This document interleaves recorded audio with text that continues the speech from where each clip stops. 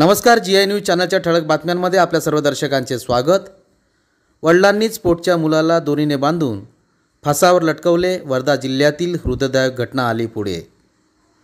वर्धा जिल्ह्यातील अलीपूर येथील एका वडिलांनीच आपल्या सख्या मनोरुग्ण मुलाची हत्या केल्याची हृदयद्रावक घटना नुकतीच पुढे आली आहे।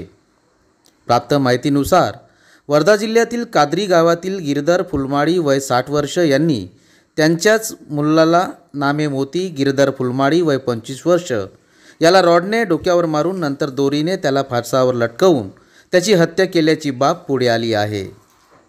मुलगा मोती फुलमाळी हा मनोरुग्ण असल्याने तो आई वडिलांना खूपच त्रास द्यायचा। त्याच्या या त्रासदायक जाचाला कंटाळून अखेर बापाने त्याला संपविल्याचे वृत्त पुढे आले। या मन हेलावणाऱ्या घटनेने गावात एकच शोककळा पसरली होती। पोलिसांना सदर घटनेची माहिती मिळताच त्यांनी आरोपी वडिलास ताब्यात घेतले असून पुढील तपास सुरू आहे। आपण पाहत होते जी न्यूज। आपल्या सभोवताल एखादी घटना, समस्या किंवा उपक्रम असतील तर आमच्या अधिकृत प्रतिनिधीस कळवा। आम्ही ते आमच्या चॅनलवर प्रसारित करण्याचा प्रयत्न करू।